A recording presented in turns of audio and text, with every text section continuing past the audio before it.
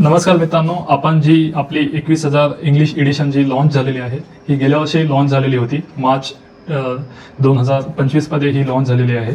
तर ही यासाठी आपण लॉन्च केली आहे की खूप विद्यार्थ्यांची डिमांड होती, जे की MPSC मध्ये इंग्रजीमधून प्रिपरेशन करतात अशा विद्यार्थ्यांची फार डिमांड होती, किंवा असे विद्यार्थी जे UPSC मधून MPSC मध्ये शिफ्ट झालेले आहेत आणि त्यांना इंग्लिशमधून क्वेश्चन पेपर्स पाहिजे होते, अशा लोकांसाठी हे खूप उपयुक्त होतं. त्यासाठी आम्ही हे लॉन्च केलेलं आहोत. आणि ही आहे बघा 21,000 जे इंग्लिश एडिशन आहे, सेम टू सेम आहे. हे जे मराठी एडिशन होतं पहिलं, ह्याचंच इंग्लिश व्हर्जन आहे. हे मराठी व्हर्जन आहे, हे इंग्लिश व्हर्जन आहे. तर ह्यामध्ये सेम टू सेम क्वेश्चन दिलेले आहेत, टॉपिक सेम आहेत. जर तुम्ही बघितलोय तर सस्टेनेबल डेव्हलपमेंट मधला 18th नंबरचा क्वेश्चन जो इंग्लिश मीडियम मध्ये आहे तोच मराठी मीडियम मध्ये असेल. पेज नंबर चेंज असेल फॉन्ट साईज मुळे, पण जे क्वेश्चनचा सिक्वेन्स आहे ते ॲज इट इज केलेलं आहे. आणि काही एरियामध्ये काही क्वेश्चन्समध्ये MPSCचे इंग्लिशमधून नव्हते, अशा क्वेश्चनचे मी स्वतः ट्रान्सलेशन केलेले आहे. काही ठिकाणी आयोगाचेच ग्रॅमॅटिकल मिस्टेक्स अशा गोष्टी होत्या, त्याला काही ठिकाणी ओरिजिनॅलिटी मेंटेन करण्यासाठी ॲज इट इज ठेवलेलं आहे, पण जिथं मिनिंग नाही लागत तिथं आम्ही चेंजेस केलेले आहेत. त्यामुळं तुम्ही हे घेऊ शकता. आणि तंतोतंत सेम आहे. आणि दुसरे फीचर्स असे आहेत की यामध्ये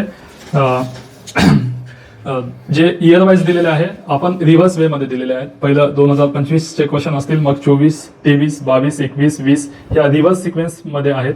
2025 ते 2011 असे रिव्हर्स वे मध्ये दिलेले आहेत. म्हणजे लेटेस्ट टू ओल्ड ही पॅटर्न आहे.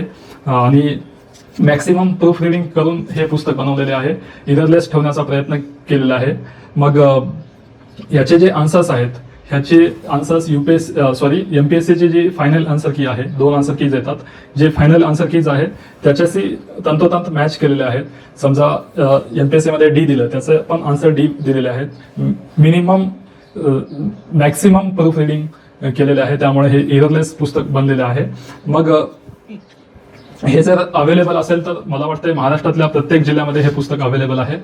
आणि जे लोक नवीन पॅटर्ननुसार प्रिपरेशन करतात, जे UPSCचं प्रिपरेशन करायचे पहिलं, त्या लोकांसाठी 2 एरियाज आहेत आम्ही डिमार्केट केलेले आहेत. एक एरियाज ऑफ कॉन्व्हर्जन्स, म्हणजे जिथं UPSCचे सिलेबस आणि MPSCचं सिलेबस आणि येणारे क्वेश्चन्स हे जवळपास साम्य आहे.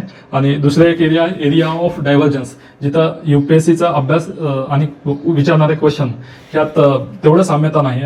वेगळा अभ्यास, वेगळे एरियाज वाचण्याची गरज आहे. त्यामध्ये आपण कोणते एरियाज येतात ते बघूयात. एक पहिलं एरियाज ऑफ कॉन्व्हर्जन्स मध्ये पॉलिटी आहे. पॉलिटीमध्ये जवळपास क्वेश्चन विचारण्याची पद्धत सेम आहे. आणि पॉलिटी एक आहे, हिस्ट्री आणि जिओग्राफी. ह्यामध्ये UPSCचं जे पण वाचलोय ते तुम्ही सबस्टिट्यूट MPSC साठी करू शकता. आणि एरियाज ऑफ डायव्हर्जन्स मध्ये असं आहे की महाराष्ट्र हिस्ट्री, महाराष्ट्र जिओग्राफी असो, इकॉनॉमिक्स असो, सायन्स असो, करंट असो, हे जे 50 क्वेश्चन कोर येतात हे वेगळे आहेत. जे UPSC ला विचारण्याची पद्धत अशी नाहीये. 50 क्वेश्चन जे एरियाज ऑफ कन्व्हर्जन्स आहेत हे आहेत. मग 50-50% मध्ये हे 50% ते 50%, म्हणजे 50 क्वेश्चन्स असं आहे. तर UPSC मध्ये कोर कॉन्सेप्च्युअल क्वेश्चन्स येतात. जर MPSC प्रिलिम्स मध्ये जर बघितलोय नवीन पॅटर्न नुसार, तर factual, date related, body related, personality related questions आहेत. करंटचे वेगळे क्वेश्चन्स आहेत. त्यामुळे ह्या 50% एरियासाठी वेगळी तयारी करण्याची, वेगळे क्वेश्चन सॉल्व्ह करण्याची गरज आहे. त्यामुळं हा बुक बनवलेले आहे. आणि मला वाटते आता एक्झाम जवळपास 4.5 महिन्यावर येऊन थांबलेली आहे. तर जे विद्यार्थी मला वाटते MPSCचं प्रिपरेशन हे इंग्लिश मीडियम मधून करतात त्यांच्यासाठी हे अवेलेबल झालेलं आहे. तर ही बुक आहे. तर महाराष्ट्रातल्या जवळपास सगळ्या जिल्ह्यांमध्ये बुक डेपोमध्ये अवेलेबल आहे. थँक्यू.